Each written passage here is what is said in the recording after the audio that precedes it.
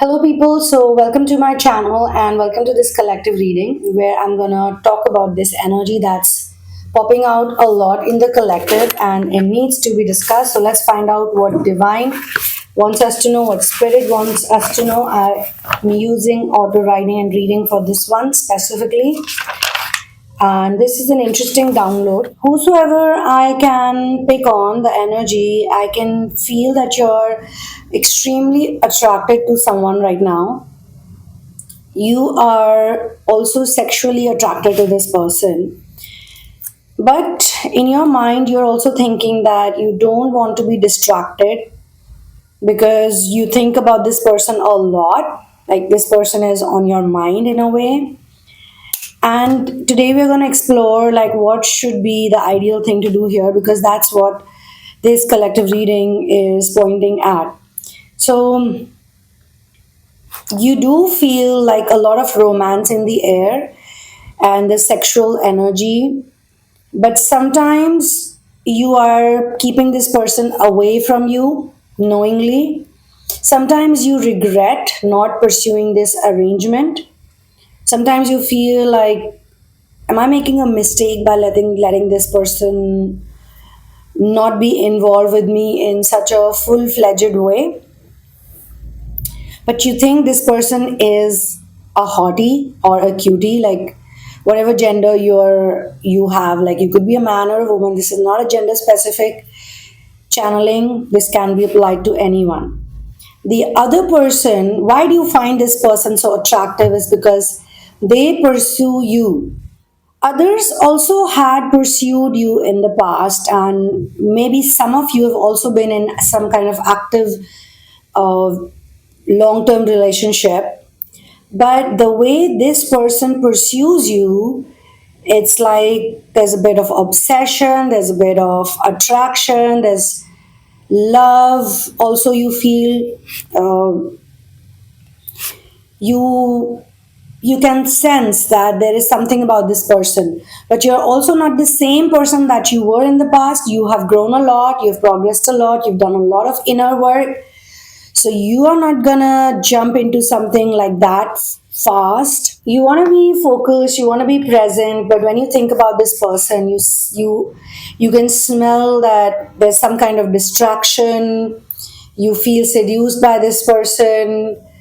You're also very aware about your feelings. You also you can pick on the energy that this person is not a bad person, and they like your presence in a very nice way. But I think you have also attracted them in your life because of your inner work, because of the healing that you're doing.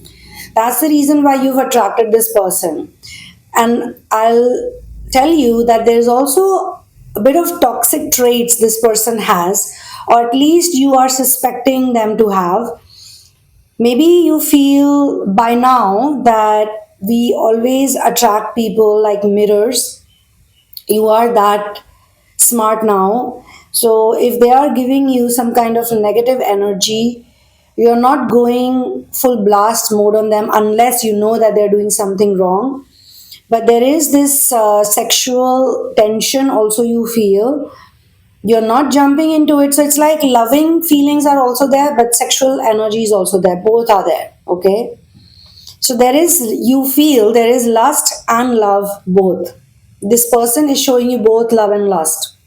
Unlike others who made you feel it's all love, but it ended up into lust. And then it also ended up into nowhere, basically. Now, you don't want to lose yourself too much. Actually, you don't want to lose yourself at all this time. You don't want to act in lust. You want this person to make consistent efforts for you, because you realize that the reason why the relationships that did not go really that smooth in your life, or you were attracting a lot of narcissistic people, is because you were also extremely giving, sympathetic, patient, understanding. Now, all these qualities are really good to have, but first we need to have it towards ourselves. We need to be patient with ourselves. We need to be understanding towards ourselves. Okay, inner work is going on. I am doing my healing. So I need to be patient with myself. That type of thing you need to speak about your efforts, the results not showing up. Now, if you look at this person's behavior towards you, you do see that this is a much better mirror than other mirrors you've come across. But they are also probably not making that many consistent efforts. And I'm not talking about efforts in pursuing you, efforts in getting your attention. All of that they're doing pretty much great because you're also into them.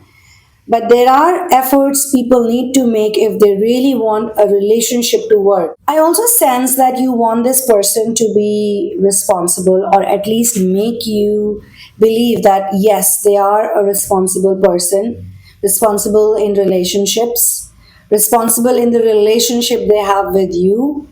So, getting convinced that early, or getting into something very intense physically that early, you don't think that's the right thing to do. You want them to step up in some way.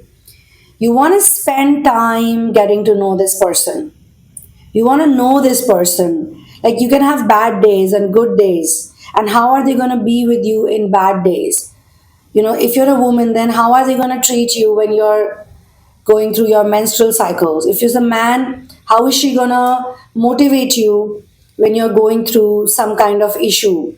Or if you fight with each other, like arguments, how are you gonna be in arguments? Because no relationship is without arguments or roasting each other or pulling each other's leg. But at the same time, there has to be a lot of attraction and admiration for each other. Like, you should not be able to sleep in the night without talking to this person and discussing how your day went and asking them how theirs went.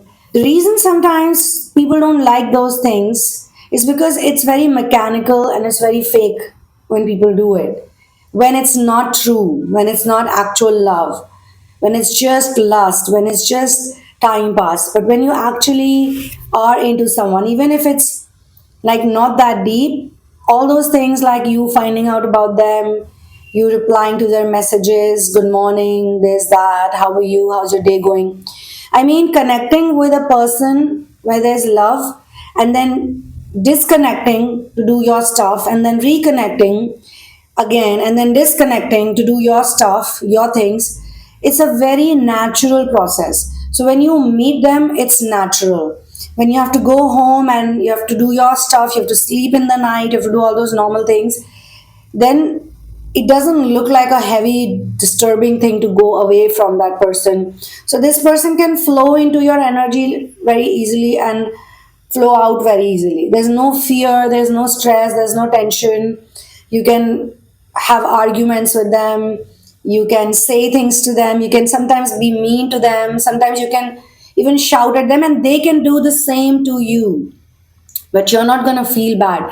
In an understanding relationship, when the other person is angry, you're naturally going to become calm and composed because you can see they're angry, they're upset about something. You're not going to demean them, you're not going to not acknowledge their pain or their tears. And okay, this can also be beautifully applied, trust me, in a non romantic situation as well. Like, when there is love, if someone is upset and angry and going through some problem, you don't go and act like a difficult person at that time. You're not having a war with them. You let them vent out. You let them speak whatever they have to. Of course, if they cross the line, then they are immature. And if you don't like something, then you can also create boundaries. That's there. But when it's a really loving relationship, they will fight with you, they will be angry with you, but they really love you. You can see that they really love you. So you will always support them in their situations. You will support them and they will also support you no matter what position you're at, what designation you're at. But at the end, when we are with people we love, we are so simple, we are normal at that time, like with our family we are normal. We can go up to them and we can tell them, like, you know what, I'm upset about something. So in a lot of narcissistic families, this is the big problem. When a child would go to them with an issue, with a problem, with a situation, the parents don't know how to handle it. They don't know how to handle the child or heal the child or just comfort the child at that point in time. And when the child is being raised by immature adults who don't know how to deal with basic problems of life, basic challenges of life, and they go all worked up and crazy, then the child learns to be that way. The child is worked up, is crazy, and then they also attract people, narcissistic people in their life as relationships, as friends. And if they attract a good person, they cannot recognize that good person. They will run away from the good person or they will create problems between them. But when you've healed a lot, you will definitely, you need to do the healing work. So whosoever I'm talking to, you've done a good substantial amount of healing work. So the love and the forgiveness, the boundaries, it's all there in you. So whosoever it is that you feel this really deep sexual or romantic attraction also along with love, you want to give them more time. You want to spend time with them. You want to know if they lie or not. You want to know if they're honest or not. You want to know how they behave in challenges. You want to know what are their addiction patterns. You're not looking for a perfect person, but you're looking for an honest person. But you're looking for someone you can actually love and they can love you back. So you're not going to make it, oh, it's all bed of roses. You want a real relationship because everyone goes through challenges, everyone faces problems, everyone goes through negativity. There's not a person here who's faced with negative problems. We all go through it. And it can be simple things like daily chores. Sometimes your plumbing can go bad. Sometimes your furniture needs repair. Sometimes your car breaks down. How do you behave during those situations? Are you like abusing and going crazy with people? Or there's a problem and you don't know how to handle it? So you need to see everything about this person. Do they really deserve to be in your energy zone or not? Because once you hook on with a person sexually and intimately and in physical ways, it's not easy to disconnect that soon. That's why usually the narcissist in narcissistic relationships, the first thing that's very intense is physical intimacy. And here, whosoever I'm channeling, you don't want to make that same mistake again. So you have really strong feelings for this person, and you can see that they love you, but they're not perfect. They have their days, they have their drama, and they make you feel special, but you're still figuring them out. You want like a princess treatment or a queen treatment. If you're a man, you want to be treated like a king, her man, her special one, her priority. So you are looking for that kind of person. So this person makes you feel cute. They make you feel like you are their priority also. They they make you feel like they only want you. You're the only one for them. They make you feel like their love is pure. Oh my god, they are like really nice, whosoever's energy it is, okay? They're very comfortable. Like, this is a person who's comfortable with themselves. Like, when you're really comfortable with yourself, you can be comfortable with anybody, right? But you're not gonna be anywhere and with anybody. It's not like a there's a thin line, okay? There's a thin line between logic and emotion. Some people think, especially narcissists think, that if somebody is nice, they can tolerate our bullshit and drama. And that's the space you're not gonna be in. So, so yeah, this person makes you feel special. They call you, they message you all the time, they make you feel good when you're low. They're always around. But there is also the thing that you've been in hermit mode, or you took a break, or you worked on yourself a lot. You're either currently in healing. So there are times that you're also suspicious, there are times that you're also doubting. And maybe in some department, in some case, in some situation, they do not come out as completely honest with you. Like, you do feel that they've lied to you about something, or they've made up some story, or maybe you guys too early in a relationship, you went through a situation and they were not as good as you thought they would be in handling it. Or maybe they told you that, oh, I don't do this thing, like I don't drink so much or I don't smoke so much, but you caught them smoking or drinking. Or something else, like something they said to you, you found out somehow that it was not complete truth. It was not 100% true. It was maybe 50% true. Or maybe they said it to get you. But you're smarter. You're much more smarter than you were. So you like caught their bluff, or you caught them in red handed doing something wrong. So it's not like something really wild, also, but it's also not something that you can completely ignore. And that's why you want to give it time and you want them to do the proofing. It could also be that they said some really big things to you just to like sound very attractive, like they were trying to woo you. So in doing so, they went a little bit overboard, but you know that they were not really that whatever they said, and that has probably triggered you, maybe. So something is there, something has triggered you, and it's like you were like trusting them completely, and you were going into it with a strong conviction. But thanks to God, thanks to all your inner work, you're a lot more stable person.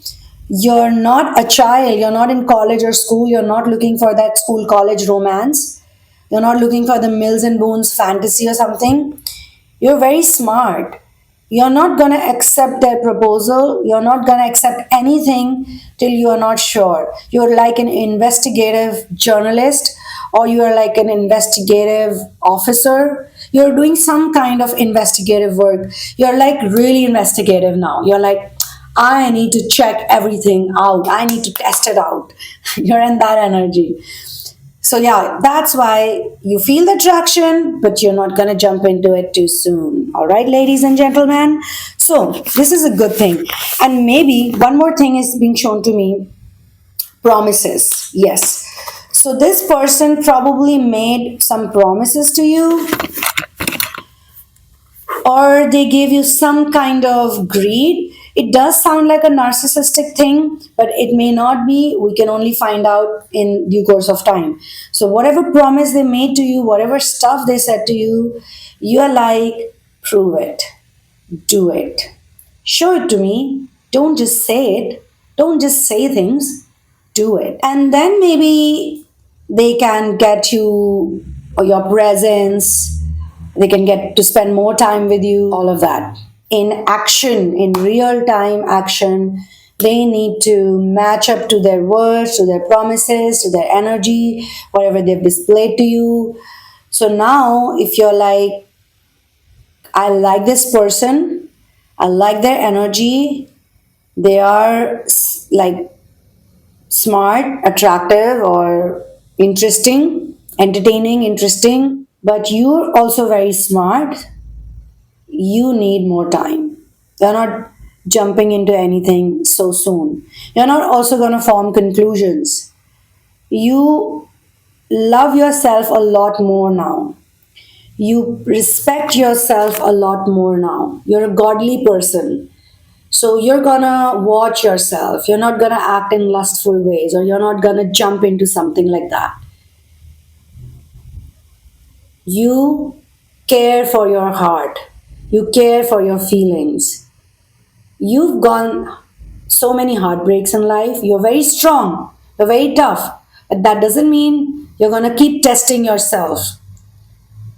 And if you waited for all this while, if you've gone through all these problems and heartbreaks and life situations, then it's not gonna be like they can't wait for you or they can't prove it to you.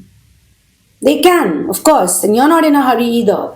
So, whosoever I'm channeling, you're not in a hurry as well. You're like chill, relaxed, nothing is happening. Whatever is in your destiny is gonna come to you. You're not chasing anything, you attract things, things come to you. That's your energy. So, if this person has come into your timeline and your energy and they're making you feel a certain way, if it's meant to be, it will be. If it's not meant to be, then also it won't be. Why bother so much? So you're enjoying the attraction thing. It's like a game also in a way, but you're not gonna bang your head against the wall like you did in the past. Okay, so that's why I'm gonna close this collective reading. I will see you in the next one. One love, peace out, and victory to Ram.